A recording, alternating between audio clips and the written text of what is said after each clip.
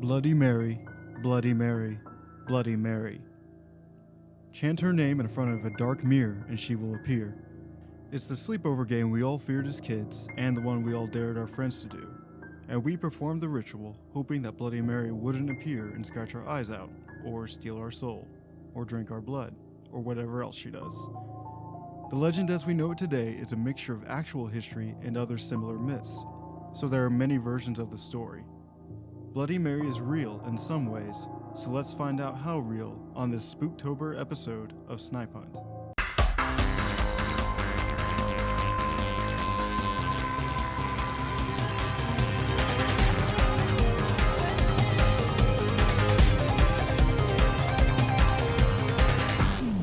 Hello, I'm sure you already know this, but you're listening to Snipe Hunt, Frightening Folklore, and I'm your host Darren Young, and like the last minisode, my regular co-host Gary will not be joining us. We tried to record at the same time as the other episodes releasing this month, but I had not finished writing this minisode, so it's just me again. I know you're disappointed, but we will try to get him in one of these next time. I won't lie, it's pretty lonely. Oh well, I'll make it through somehow. This minisode is brought to you by our Patreon sponsors. If you'd like to support the podcast, you can become a patron today at patreon.com/snipehunt. This is the second minisode, so if you haven't listened to the first, I strongly recommend it. It's about another urban legend, alligators in the sewers. So if you like lame, cringy jokes, you'll definitely like that episode. On these mini episodes, I cover topics that don't quite have enough content to do a full episode on, but there always seems to be more information than I first thought. So go ahead and get into a room without any mirrors because it's time to get started on Bloody Mary. Bloody Mary is supposed to be a spirit or demon of some sort that can be conjured by chanting her name in front of a mirror in a dark room. She is then supposed to appear in the mirror, but what happens after that depends on the version of the story. If you hear any meowing or any rustling around, that's my cat Maxine. She's wondering what's going on. Now, I'll be honest, I know I said in the intro that we've all performed the ritual, but I actually haven't. And when I was a kid, I wouldn't have done it anyway, even if someone dared me to. It's not that I believed in Bloody Mary specifically, I just didn't want to invite any spirit to come interact with me. Same reason why I never touched, or never will touch, a Ouija board. It may all be BS, but I'd rather not risk it. The original ritual seems to have originated in the early 1900s. A young woman was supposed to walk backwards up a flight of stairs in the dark while holding a candle and a hand mirror. They were to stare into the mirror, and they were supposed to be able to catch a glimpse of their future husband. But there was also a chance that the young woman would see a skull staring back at them instead. If this happened, then it indicated that the young woman would die before she had the chance to get married. And that makes sense, because if I think you're performing this ritual, walking up the stairs, not looking where you're going, you are pretty likely to fall down those stairs and die. A more modern version of the story originated from chain emails in the 90s, first appearing in 1994. And they read something like this. When I was about 9 years old, I went to a friend's for a slumber party. There were about 10 other girls there. About midnight, we decided to play Mary Worth. Some of us had never heard of this, so one of the girls told the story. Mary Worth lived a long time ago. She was a very beautiful young girl. One day, she had a terrible accident that left her face so disfigured that nobody would look at her. She had not been allowed to see her own reflection after this accident for fear that she would lose her mind.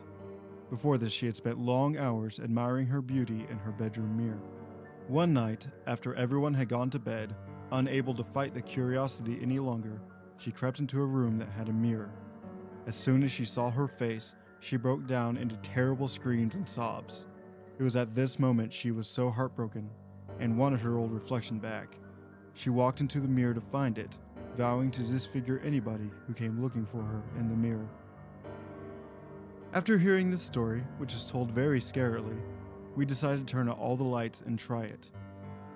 We all huddled around the mirror and started repeating, Mary Worth, Mary Worth, I believe in Mary Worth. About the 7th time we said it, one of the girls that was in front of the mirror started screaming and trying to push her away from the back of the mirror. She was screaming so loud that my friend's mom came running into the room. She quickly turned on the lights and found this girl huddled in the corner and screaming. She turned around to see what the problem was and saw long fingernail scratches running down her right cheek. I will never forget her face as long as I live. But this is just one version of the Mary story, and the legend itself was inspired by many different Marys. One of these being the historical Queen Mary I of England. Mary I of England. I can't say England. one of these being Mary I of England, aka Mary Tudor. This Mary had over 280 Protestants burned at the stake for heresy during her reign, which earned her the nickname Bloody Mary. She was also unable to have children and had 2 phantom pregnancies. One variation of the Bloody Mary legend incorporates the phrase, "I stole your baby," in the chant, which is supposed to urge her to appear. That's just messed up. Another variation is Mary Worth, which according to legend was either a disfigured young girl or a witch that lived around Chicago during the Civil War. This Mary Worth caught runaway slaves and used them in her magic rituals before the locals burnt her at the stake. I highly doubt this witch ever existed, though. Another woman, Elizabeth Bathory, is also thought to have contributed to the legend. She was a Hungarian countess who tortured and killed young girls and was believed to bathe in their blood. She supposedly murdered over 600 people, which is why she was known as the Bloody Countess. Of course, every account of this was written by her enemies, so who knows how true it is. There are various other ones, such as a Mary who was stabbed to death by her husband, a Mary whose dress caught fire and burned alive at the prom, a disfigured Mary who killed herself, and a couple of Marys who were in car accidents. A more demonic version is Hail Mary, which is supposedly the opposite of the Catholic Hail Mary. A Hail Mary, by the way, is the Catholic prayer to Mary, the mother of Jesus. This version involves you saying Hail Mary 7 times in a mirror, and then the mirror will run red with blood, and you will see the face of Satan. Japan has its own version of Bloody Mary called Hanako-san, also kinda hilariously known as Hanako of the toilet. The legend goes that she was either killed by someone in the school bathroom or committed suicide in the school bathroom. You can summon her ghost by knocking on the 3rd stall 3 times and ask, "Hanako-san, are you there?" She will then reply yes in a quiet voice, and you will see her in the stall wearing a red skirt and sporting an old-fashioned hairstyle. She will then pull the summoner into the stall and kill them, or better yet, drag them into the toilet which leads straight to hell. You know, Japanese ghosts and monsters are pretty interesting. I might have to do an episode on them in the future. Okay, back to Bloody Mary. There are a couple of interesting things going on here, so let's look at the ritual itself. The ritual is an example of captromancy, which is a form of divination using a mirror. Divination, of course, being the attempt to gain insight into a situation or an answer to a question by using an occultic ritual of some kind. Captromancy most likely came from the belief that mirrors are portals to the spirit world. There are also many cultures that believe that if someone died in a room with a mirror, that the mirror could trap the person's soul, so sometimes the mirror would have to be covered up or even removed from the room to prevent the entrapment of the spirit.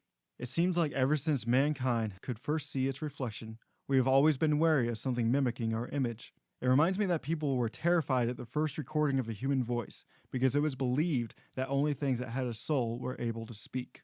Now, names are very significant in the spiritual world. They are known as true names. This was prevalent in Egyptian mythology. The Egyptian sun god Ra was tricked into revealing his true name to Isis, and this gave Isis great power over Ra. It is believed that you have a certain degree of power over an entity if you know the name of the spirit. E. A. Wallace Budge explains in his 1890 book titled Egyptian Magic, quote, "The Egyptians, like most Oriental nations, attached very great importance to the knowledge of names, and the knowledge of how to use and make mention of names which possess magical powers was a necessity for both the living and the dead. It was believed that if a man knew a name of a god or a devil and addressed him by it, he was bound to answer him and do whatever he wished, and the possession of the knowledge of the name of a man enabled his neighbor to do him good or evil. This explains why Bloody Mary bothers to appear. It seems as though she has no choice. Small wonder why she is so angry." Richard G. Vale Owen claims to have been able to contact his mother in the spirit world in his book, Life Beyond the Veil.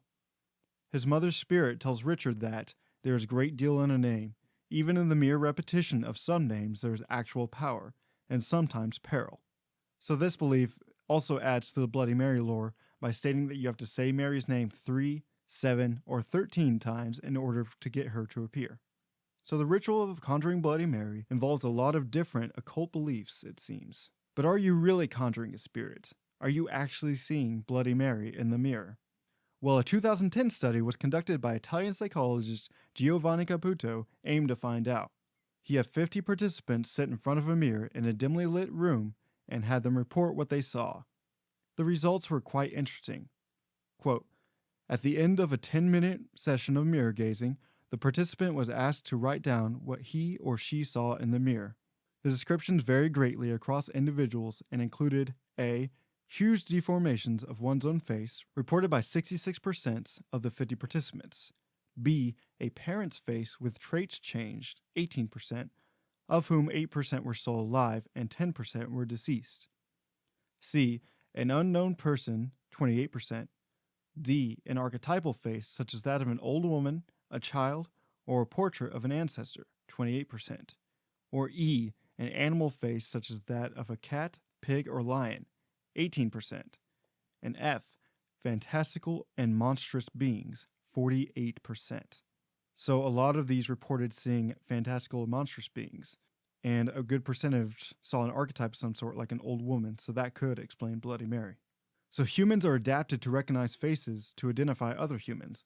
We can also see faces in random patterns, such as clouds or rocks, in a phenomenon known as pareidolia. I believe that's how you pronounce it. This visual system interprets what we see into a recognizable pattern, such as a face. But if this system receives the same information over time, like staring into a mirror, it adapts and changes the visual experience. Mindhacks.com interprets Caputo's study in this excerpt. Caputo suggests the illusion might be caused by low-level fluctuations in the stability of edges, shading, and outlines affecting the perceived definition of the face, which gets overinterpreted as someone else by the face recognition system. But the mirror-made illusions didn't stop there. Caputo's study goes on to say, the participants reported that the apparition of new faces in the mirror caused sensations of otherness when the new face appeared to be that of another unknown person or strange other looking at him or her from within or beyond the mirror. All 50 participants experienced some form of this dissociative identity effect, at least for some apparition of strange faces, and often reported strong emotional responses in these instances. For example, some observers felt that the other watching them with an enigmatic expression, a situation they found astonishing. Some participants saw a malign expression on the other face and became anxious. Some participants felt that the other was smiling or cheerful and experienced positive emotions in response. The apparition of deceased parents or of archetypal portraits produced feelings of silent query. Apparitions of monstrous beings produce fear or disturbance, no doubt. Dynamic deformations of new faces, like pulsations or shrinking, smiling or grinding, produce an overall sense of inquietude for the things out of control. So were these other faces that stared back just an optical illusion, or something more? If anyone would like to try this, please let me know what the results were. I actually did try it myself just to see what would happen. And here were the results.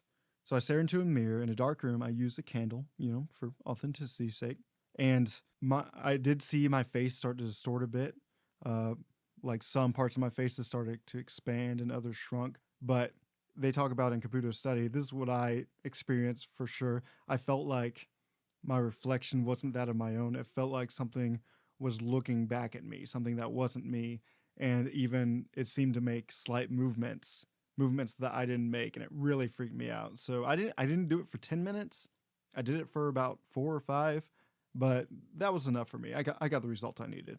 So that's all I have on Bloody Mary. I hope you enjoyed it. I know this is a pretty brief episode, but it was definitely interesting to research the different historical influences and influences from other myths, and a look that other countries such as Japan have their own version.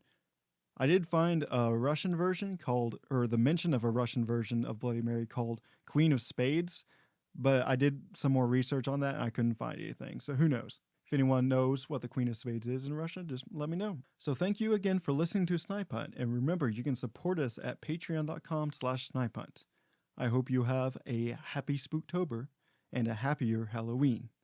Good night, and try to keep away from mirrors. I know I will.